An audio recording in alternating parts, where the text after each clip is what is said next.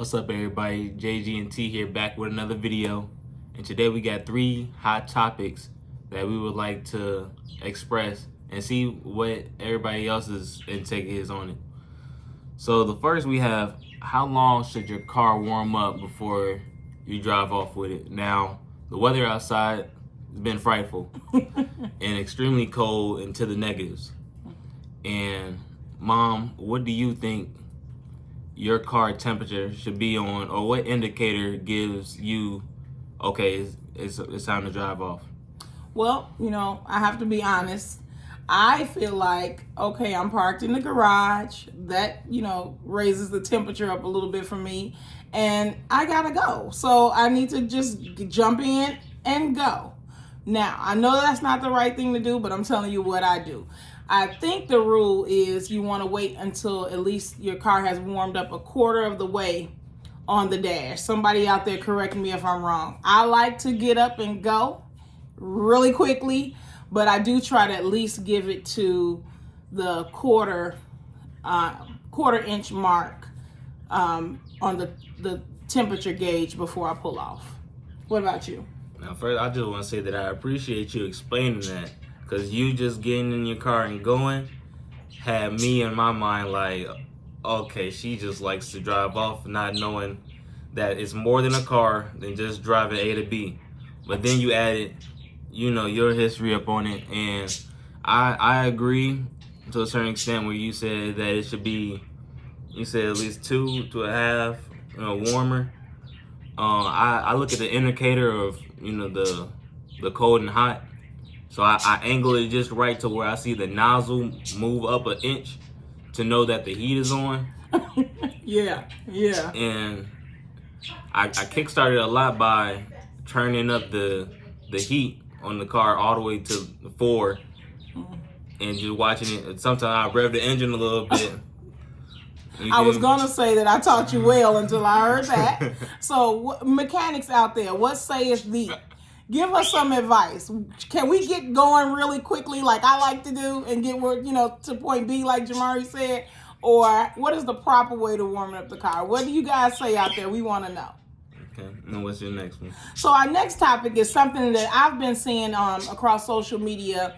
There was an incident where there was a group of people and there was one gentleman in the group, and all of the ladies decided that it was appropriate for the man to pick up the check. So what do you think about paying for a check? Me personally, I don't like to go out with people that I have to haggle over the bill with. If I have to haggle over the bill, or I see somebody pulling out their calculator at the table, that's probably going to be the last time that I go with you. And I think a piece of my love language is to pick up the check. So usually when I'm out with family, out with my children, there's no question I'm gonna pay. But I think in the instance of the group of people, I don't think that it was appropriate to ask the gentleman just because he's a gentleman to take the bill. I think their bill was like in excess of $700. So that bill was $3,500 over like 15 plus people in there. That's inappropriate to ask. Yeah. I say like the man did the smart thing by, when he was walking to the bathroom, he went to the waiter and paid for his meal around like maybe like 150 max, or probably cheaper than that. But before he got back to the table after using the bathroom, he was all good and paid for. And the women still looked to him like, we found that, very disrespectful that you took care of yourself and not took care of us. And I find it a little manipulative that the birthday girl would invite him, and him being like the only like male in the video there, to have to sit there and all the women just antagonize him like, you're the man, you pay for the bill. So, I mean, not in that situation for myself, but if I was to go out to dinner and look at the bill, I pay for it, and with the mindset of knowing that the people I'm with, I know that are going to pay me back. Yeah, like I said, it goes back to, I go out with people that I'm comfortable with. Now I know, son, you being a man, it's a little bit different rules for you. If you take a young lady out to dinner or whatever, then I think it's appropriate for you to cover the bill. I raised you right, but that goes both ways too, because if it's you time 5, 6, 7 that y'all been out, then she can cover the bill too. Sometimes that's appropriate. But I think all in all, what I feel is that if I have to discuss or go back and forth, or you itemizing the bill, this is the last time that we're gonna go. Thanks.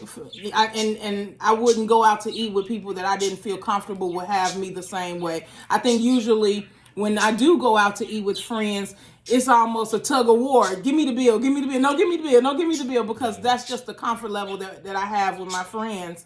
And I wouldn't do anything different with, anybody else except not go, because I can't be bothered with nobody talking about the bill and all that old math. I don't do math really good real fast anyway. It got to be planned out before we even sit at the table. Yeah, have a discussion. And I think that was the problem with the group. They should have had a discussion amongst themselves, not just expecting this gentleman to pay. And I think he did say, well, I'm covering myself and my wife, which was appropriate. Everybody else, why did you come?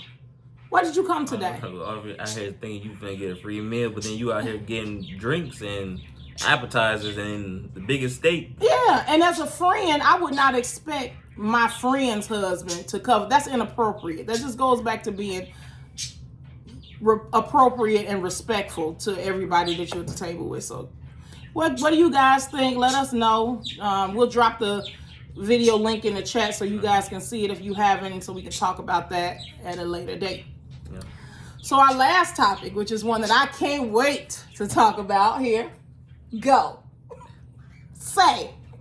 So this topic rose from my mom wanted to have my location on phone. A mom. And she originally had find my iPhone, and that was cool. Then I got a new phone and don't have the 360 app on it no more, and Find My iPhone doesn't work on her phone. So the topic is, should parents have their child's location? And I'm gonna add this in there. Or should a parent know that their child is in a secure spot? Yeah.